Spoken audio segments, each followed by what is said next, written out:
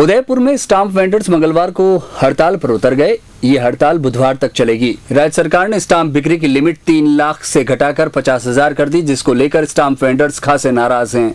इनका कहना है कि पहले तो सरकार पड़ोसी प्रदेशों की तुलना में स्टाम्प बिक्री पर कम कमीशन दे रही है, ऊपर से लिमिट कम कर दी गई है, जिससे उसकी रोजी रोटी पर संकट आ गया है। स्टाम्प वेंडर एसोसिएशन ने कारोबार बंद रखकर कलेक्टर को ज्ञापन सौंपा और मांग की कि सरकार इस निर्णय पर पुनर्विचार करते हुए स्टाम्प बिक्री की लिमिट बढ़ाए। उदयपुर बार एसोसिएशन ने भी इस आंदोलन को बाहर से समर्थन दिया है। सर्कुलर के तहत अन्याय किया है, उसके लिए bar association in stamp vendors के साथ है। स्टाम्प वेंडर्स भी हमारे बार परिवार के अंग हैं, रोज़ हमारे साथ उठते बैठते हैं। हमारे सुख दुख में ये स्टाम्प वेंडर साथी हमारे साथ रहते हैं।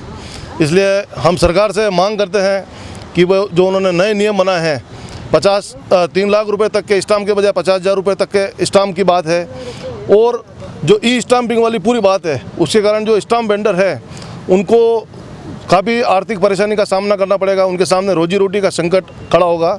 तो हम चाहते हैं कि सरकार उनकी मांगों पर सहानुभूतिपूर्वक विचार करे और संकट की घड़ी में bar association in stamp vendors के साथ है। हम एडवांस में रुपया जमा कराते हैं और हमें सोमवार को चालान जमा कराते हैं और मंगलवार को हमें स्टाम्प शाम तक मिलते हैं, जबकि स्टैंपिंग वाले से कोई एडवांस पैसा नहीं लिया जा रहा है और उनको अनलिमिटेड स्टाम्प के पावर दे रखे हैं, जो कि अन्याय है। कांग्रेस राज में हमारे साथ 3 लाख के पावर थे, वसुंधरा जी ने आके 1 लाख किए। हमारे स्टाम्प वेंडर भाइयों ने उनको विरोध नहीं किया, उसके बाद 50,000 कर दिए। तब हमारा विरोध जागृत हुआ कि ये हमारे साथ अन्याय क्यों हो रहा है और उनको अनलिमिटेड पावर दिए जा रहे हैं। वो जो गलत हैं उसको हमारे को 3 लाख के पावर दिए जाएं। हमारी ये मांग न्यायोचित है और कम से कम 20,000 स्टाम्प वेंडर की रोजी रोटी का सवाल है, जो हमारी मांगे पूरी की जाए। हमने पूरे उदयपुर संभाग पूरा बन रहा है स्टाम्प वेंडर एसोसिएशन का, और सब भाइयों ने इतना सहयोग दिया है। कहीं पे भी स्टाम्प नहीं मिल रहे हैं, हमारी जायज़ मांग है, उस जायज़ मांग को पूरा किया जाए। हड़ताल की वजह से स्टाम्प की बिक्री नहीं हुई, लिहाजा जुडिशियल और नॉन जुडिशियल कार्य स्टाम्प नहीं मिलने से प्रभावित हुए। लोगों को परेशानी भी उठानी पड़ी। स्टाम्प वेंडर्स का कहना है कि वह ई स्टाम्प का विरोध नहीं कर रहे, लेकिन उनकी लिमिट बढ़ाई जाए ताकि वे ठीक से काम कर सकें। स्टाम्प विक्रेताओं ने हड़ताल करते हुए उप पंजीयन कार्यालय के बाहर धरना प्रदर्शन किया और विरोध प्रदर्शित किया।